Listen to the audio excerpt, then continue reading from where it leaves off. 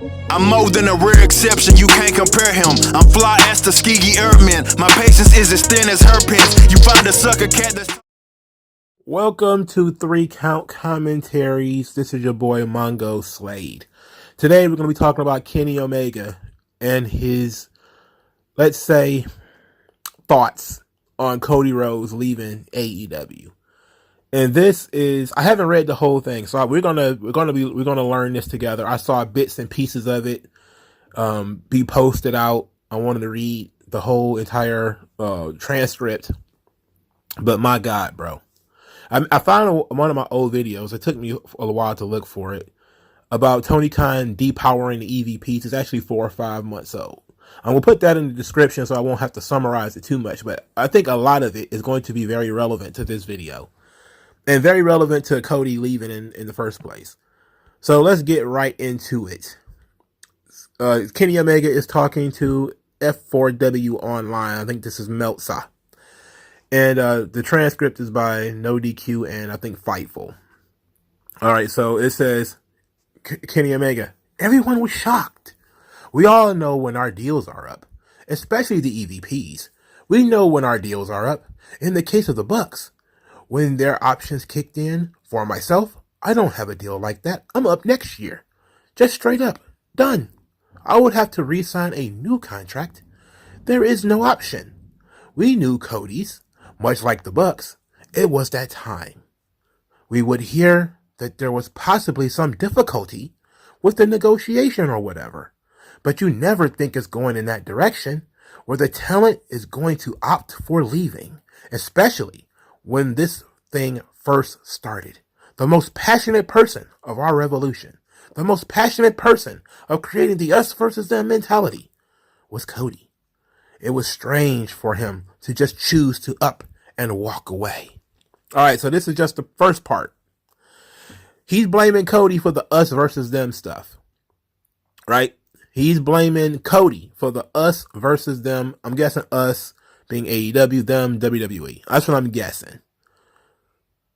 Wasn't the Young Bucks doing all that stuff in New Japan before AEW came along, before they even met Cody?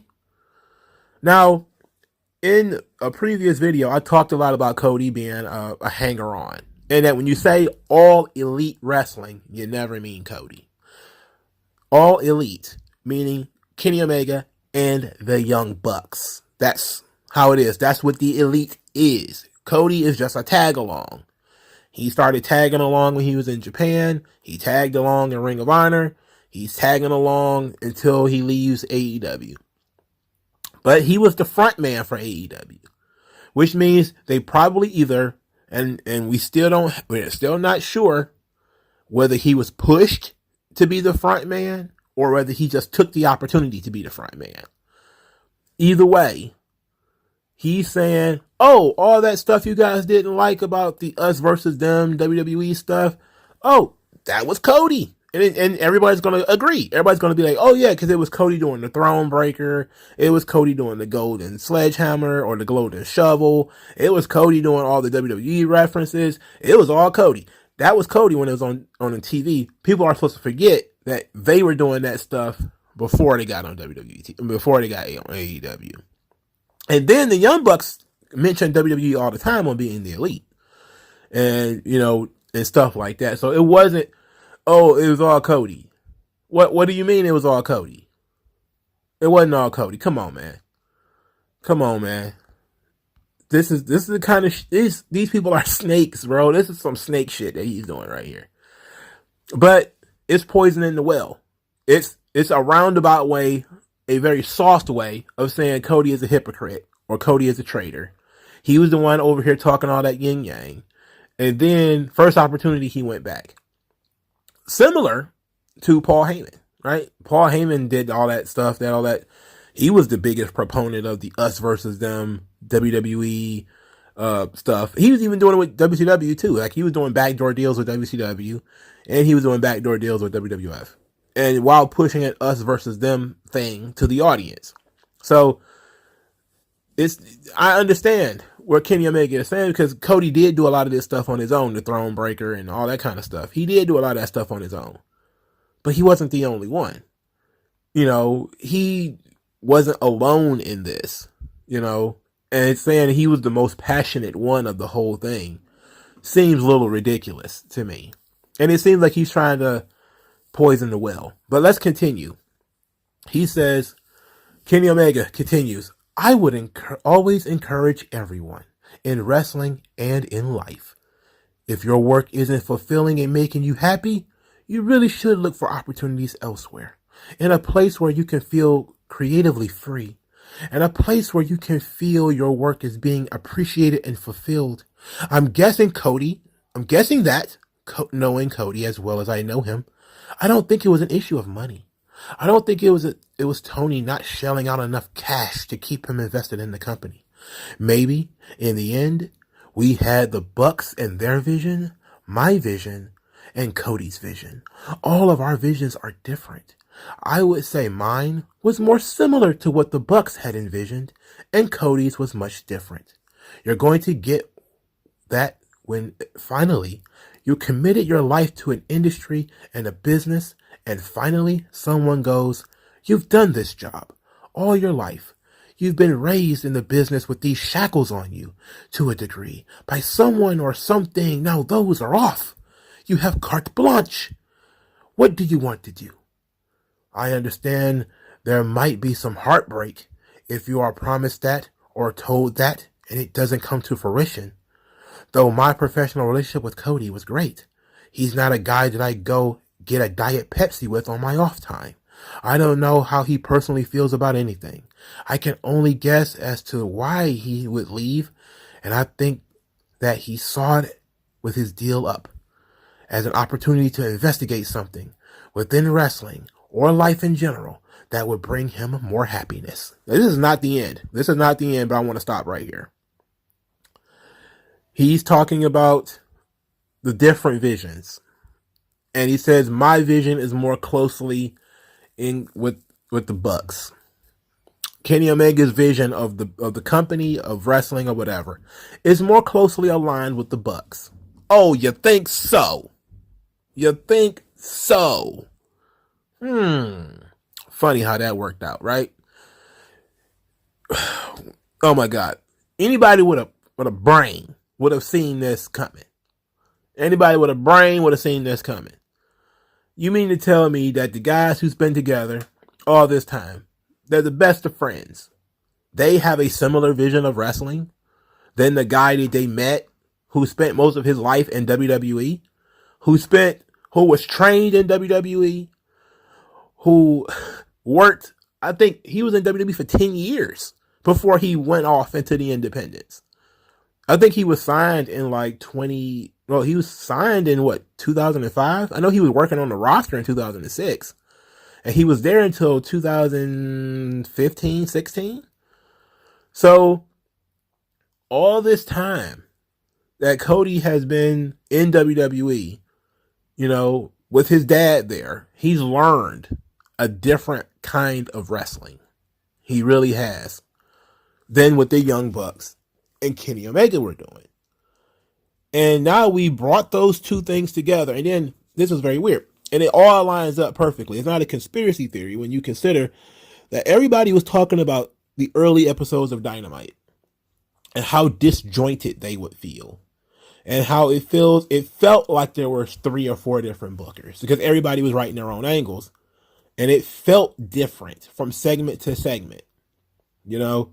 Cody was going for a more entertainment, but also big personality, big storyline kind of thing. While Kenny Omega and the Young Bucks were going a little bit sillier, with the costumes. Cody had his own thing, right? He had the big gigantic entrance, but it was very WWE with fireworks and all that kind of stuff. Celebrities, all that shit. Kenny Omega was basically, hey, we're going to do Japan style stuff. Long matches, we got to do promo segments, but they're not going to be like the focal point. They're not going to be like pushed to the front. The matches are going to be pushed to the front.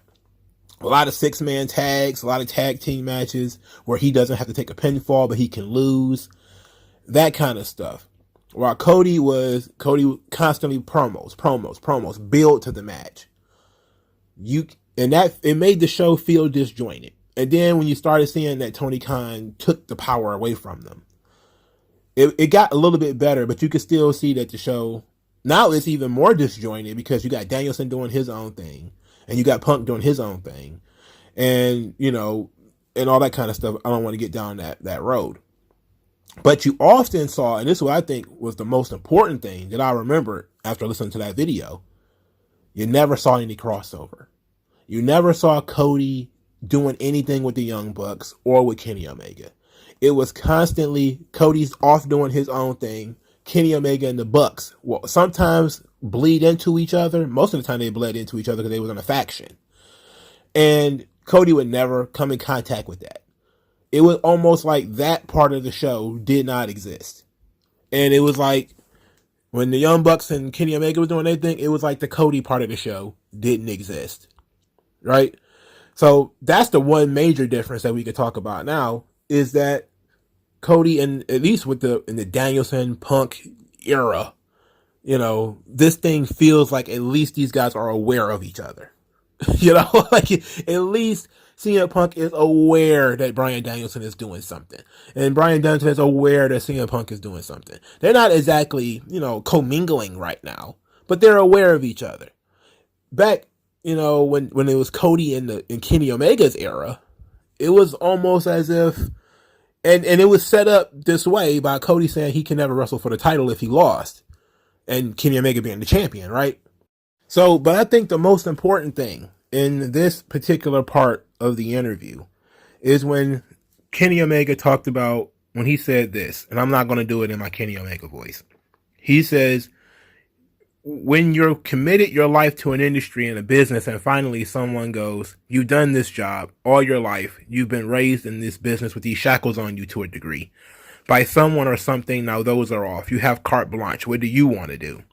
Understand there might be some heartbreak if you are promised that or told that and it doesn't come to fruition. In other words, maybe Cody was promised he would get more control, and then either A, he never got it, which I don't believe, or B, he got it and it was taken away from him, which I think everybody does seem to believe, because you can look at the show and you can tell.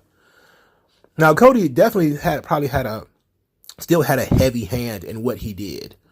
And you have certain people come out like Miro who said they have a heavier hand in what they've done on television than you would probably have in WWE. Okay. But does that mean that Cody still was able to get through what he wanted to get through? No.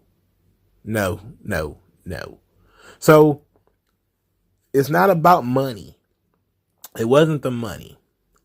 It was the power. This is what Omega is saying. Omega is saying, okay, it wasn't enough. It wasn't like Tony wasn't willing to spend the money. It's Tony wasn't willing to give up the power. He wasn't willing to give power to Cody. And he didn't have to. Again, this was when All Elite Wrestling started.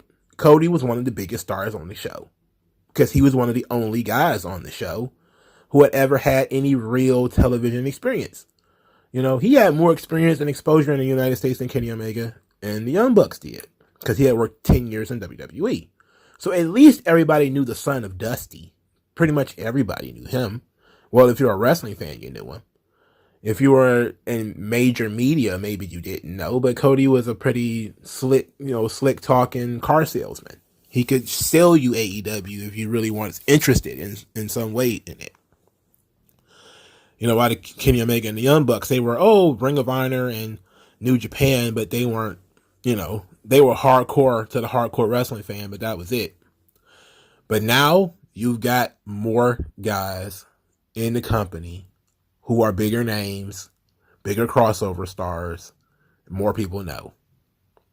So why, if you got a situation here where you're Tony Khan and you've got 7 guys sitting in front of you, you got Kenny Omega and the Young Bucks, that's 3. You got Cody, that's 4. You got Danielson, you got Jericho, you got Moxley, you got Punk, that's 8. You got 8 guys sitting in front of you. Moxley maybe doesn't give a shit. As long as he doesn't have to do anything silly, he probably don't care. All right, so you can take him, he can go off and be a zebra. You know, he might not care that much about you telling him what you want him to do and all that kind of stuff. He might not care. Danielson might not care that much either, you know, but at the same time, he's in AEW for a very specific reason. He wants to work with a lot of the young guys. He wants to work with a lot of the talent and stuff like that. So as long as you do that, he doesn't really care, okay? Punk sat on the couch for 7 years because he never got what he wanted out of WWE. He is Cody, but a bigger star. So you got a problem right there. Because Punk wants a certain thing, which is creative control. Now, he's not going to get full creative control. That's not what's going to happen. I'm not saying that. But he certainly wants more control over what he's doing. He cares more about control than everybody else. All right? He cares more about that because that's always been his problem. You know, I've been pitching ideas and I can't get anything through. That's CM Punk right off the top. Everybody knows that. It's not even remotely controversial to say that.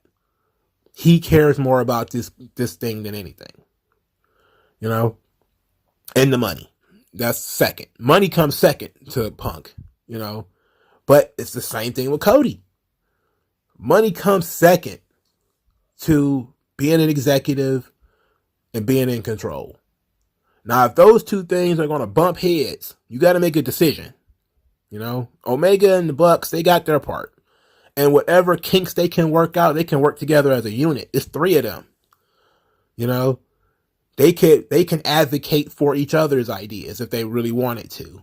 So if you're Tony Khan, maybe you got, of those 7 or 8 guys, Jericho's still there. Jericho definitely wants creative control. And he's your highest paid guy on the roster. But he's also one of your oldest guys. He's one of your biggest mainstream stars. You know, they pushed Jericho to the back over the last several months rather. Ever since he lost the title, he's kind of been pushed all the way to the back. And he seems to be okay with being pushed to the back. So Jericho, but at least Jericho got his thing, right? Jericho got his part of the universe. He can do his own thing. CM Punk is not Chris Jericho, so we don't have to measure that up. Now, he may be a bigger star to that audience. CM Punk might be a bigger star than Chris Jericho to that audience. I'm not entirely sure how that is, but let's just say that that's the case. Jericho is the guy. You push him to the side. Jericho can advocate for himself, because if Jericho walks, who knows what the fuck can happen, right? We don't know what happens if Jericho leaves. I'm not one of these people who think, oh yeah, CM Punk and Bryan Danielson, they're going to carry the company. It's like, no. What makes AEW, if it even is remotely a threat to WWE, was having all of these pieces together. If you start saying, okay, well, we got Danielson and we got Punk, we don't need Jericho and Cody anymore. Nah, now you're going in the opposite direction. You know, like what made AEW strong was having all of these pieces together. Having the WWE guys with the names and the faces and everything on AEW TV. Now, if you start picking those guys off and some of them start to leave, now you're going to just end up dealing with Punk, Danielson, and the Young Bucks. And then you have a bunch of fucking indie guys. And some people who WWE cut within the last 2 years before they really even got fans. So that's a different thing. So if you're in that situation, you're Tony Khan, and you're in that situation, you're probably going to say, okay, I'm not going to give anybody creative control, but I'll give certain people more of a hand than others. And then you're saying, okay, well, I'm into analytics. And you can say, Cody's already had his feud with MJF. Jericho's already had his feud with MJF. We're going to focus on CM Punk and MJF. And they have for the last several weeks, like maybe 2 or 3 months. They've been focusing on MJF and Cody. All right. Surely at some point it'll be Danielson and MJF later this year, 2022. So maybe, but Cody isn't going to get the control that he wants anymore because nobody can get it. Nobody can get it because for fuck's sake, how many people can write this show? You know, it's going to go from there being one singular voice to 3 separate voices to 10 separate voices. Everybody's going to get their own piece of the show. Everybody's going to get their own little corner and cubby hole of the show in order to run because they're such a big star from the WWE or such a big star in the independents or whatever. This was the problem with trying to massage and coax egos. This is Tony Khan's biggest issue right here. He doesn't want to be Vince McMahon. But the only way that WWE works is because there is one fucking boss. There is no creative control. There's one fucking boss. He may delegate, say, okay, you know, this guy's in control, Bruce Pritchard or Michael Hayes or whatever. You answer to him. But at the end of the day, there's one fucking boss. If the show sucks, one person gets blamed for it. If the show is great, one person takes credit for it. Ultimately, that's how it is. Tony Khan decided, okay, that's how we need to do it. But at the same time, he's not Vince. He's not in the position that Vince is in either. He can't go up to a guy like Jericho and tell Jericho what to do, and Jericho's going to be like, yes, sir, and go off and do it. He's going to get some argument. Because if Jericho fucking walks, what are you going to do? You've been pushing that name for several years now, 2 or 3 years. People have been, even if people are kind of like, okay, we're done with Jericho. It's still, I mean, what does the network think? You know, that's why, you know, part of the reason what's up with Cody's like, what does TNT and TBS think? A guy they've been doing business with, got contracts with. What do they think about him walking out? I don't know. What if Tony Khan pisses off John Moxley or something like that and he walks? What are the network going to think? Now, because the networks really do push guys to sign wrestlers. That's why, you know, when they start saying Fox was pushing for WWE to sign CM Punk and they didn't do it. I can believe that it maybe occurred, but, you know, I don't buy it.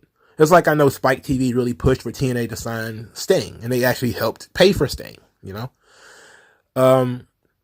They also pushed them for how long Kurt Angle was there, you know, that kind of thing. And all the WWE guys that they brought in, like Rob Van Dam and Jeff Hardy and stuff. They want star power on these shows. If you start taking star power away from them, that's a different argument. But you can't give everybody creative control. And then that's the one thing they don't get in WWE. They can get paid. It's not a question of whether they can get money. Vince will give them the fucking money. He give them $3-4 million if that's what they want. He doesn't give a fuck about that. He's not giving them control. And that's what the fuck they want. Because every single person on that roster, they can get the money out of Vince. They can't get the fucking control out of Vince. So if you're got guys leaving AEW to go to WWE, it's all about power. Vince will pay the motherfuckers. He don't care. He'll give you a couple bucks, but you're going to go out there, sing, dance, talk to potted plants, or whatever the fuck I say. That's what you're going to do. You know? Period. Tony Khan wants to pay you well and give you creative control. But there's only the same 2 fucking hours on the show that he started with. You still only got those 2 hours. So everybody's vision can't get on the show. And to me, that was very important. I went a little long on that. That was very important to me. So here's I think the final stanza. He says, when Cody had his way of going about things, I wasn't sure how to follow up with that, nor was I interested. There was Kenny doing his thing, the Bucks doing their thing, and the Codyverse over there, doing whatever it is that he does, and then there's the stuff that Tony does. Eventually, a lot of the fans know, essentially, it's Tony Khan's show. Of course, he's always going to listen to our advice and take our suggestions to heart, but AEW is very much Tony's thing and baby. We're there to support it any way that we can. It's very possible that the current version of AEW wasn't a good fit for Cody and to Cody. So he basically just, in one fell swoop, admitted to essentially everything. There was the Codyverse, and then there was everything else, and he was not interested in the Codyverse at all. He wasn't interested in whatever Cody was doing. Very passive aggressive, you know. That's the thing about Kenny. I mean, he's very passive aggressive. So when he says whack shit like, "Oh, the most passionate one that about the us versus them was Cody," like, no, you've been taking passive aggressive shots the whole time. He used to be on Twitter talking about Roman Reigns, wasn't he? You know, this thing is completely and totally ridiculous. It's all ridiculous. But it confirms what people have been saying for a long time. There was a schism. These guys, not saying that they didn't get along. I don't know if they're friends. Like, again, Kenny Omega says, hey, you know, we were cordial to one another, but we didn't go out for pizza and we didn't share Christmas cards. I can believe that, you know. And despite the fact that AEW and their fan base have been saying for the last several months, oh, everything's fine. They're all buddies. They're all friends. They go over to each other's houses and everything. You're like, nah. Nope. Everybody knew it. Everybody who can think knew this shit was going to happen. The Codyverse. That's true. It was the Codyverse, man. But people liked the Codyverse. People liked the stuff that he was doing because it was funny. He was being big budget entertainment, and some of the stuff that he did that was bad, like the weigh-in segment for Anthony Ogogo. A lot of it was more interesting. I don't even remember what Kenny Omega was doing that month. Like when Cody was doing the Anthony Ogogo story, I have no fucking idea what Kenny Omega was doing at the same time. I don't know. I don't care. You know, because Cody was going out there and getting eyeballs. I don't know what Kenny Omega was doing when Shaq came in. You know, I think he was still wrestling Moxley, I believe. I think he was still in the feud with Moxley. You know, Cody was going out there and getting attention. He went and got Mike Tyson, even though Mike Tyson yawned on television. He still got Mike Tyson to come out there for his part of the show. Kenny Omega was like, I was not interested in the Codyverse. That featured all these celebrities and fireworks. But, you know, he just confirms what we already knew. And I don't see it as being a thing that's really all that surprising. You know, there was too many different voices, and Cody's got lost in the shuffle. And of course, Kenny Omega probably feels the same way about the rest of these guys who come in here. He's probably cordial to all of these guys, but at the end of the day, him and the Young Bucks, this is their thing. You know, it's named after them, despite the fact that Cody was a quarter member of the elite. You know, now they got bigger stars. They don't need Cody anymore. They don't have to listen to that shit anymore. They don't have to deal with his megalomaniacal ideas of bringing in celebrities and all that kind of stuff. They don't have to listen to that shit anymore. They don't have to deal with Brandy anymore. You know, he very passive aggressively just says, oh, I wanted Cody to be happy. Go off and go back to WWE. This is our thing. Oh, this is Tony Khan's thing. I'm sorry. This is Tony Khan's thing. It's very much his baby, but he's listening to our advice. Yeah, our advice, sure. I don't think Cody leaving is like the end of AEW or anything like that. But I do think it is very, very interesting because it shows you how a lot of those people do business. And it also begs the question, what is Warner Media going to do? You know, considering they went all in on Cody and Tony Khan let Cody leave. Even if Cody doesn't go back to WWE, even if he just let him leave the show, and they can't use that cross-pollination anymore, what are they going to do? You know, how is he going to smooth that over with the Warner Media executives who have probably over the last 2 or 3 years built a relationship with Cody? Because they are wrestlers, and I don't want to put it this way, but to make it sound like they're interchangeable. But Cody's out, Punk is in. You know, Punk is out, Jericho's in. That's kind of how wrestling fans look at things. Executives are not looking at it like that. You can't replace Jerry Seinfeld once his face is on all the fucking, and the show is named after him and everything. You can't just replace him, you know? It's not that easy. Certain characters you might be able to get away with replacing, like, you know, Aunt Viv on Fresh Prince of Bel-Air or something like that. But most of the characters, you can't replace them. You know, the TV executives. They built a relationship with Cody probably through his schmoozing. You know, you can't replace that. You can, you know, there's Cody fans and there's elite fans, and they're going to have to figure that out on their own. But the TV executives is what I'm thinking about. What do the executives think about Cody leaving? Because he got to have some type of relationships in TNT and TBS. And then for Kenny Omega to go out there and be like, oh yes, I wish him well, because he had a different vision than what we had. And this is very much Tony Khan's baby. And it's like, well, Tony Khan doesn't write the checks. He writes the checks to the wrestlers. What about the people who write the checks to Tony Khan? How about that? All right. So, like this video, share this video, subscribe to the channel. More likes. I need more likes. Please, if you got this far, hit the like button. Thank you guys for your time. Share, spread the good word of 3 Count Commentaries via the hashtag 3 Count Commentaries. And I will talk to you guys later. Peace. Yeah. We just gone.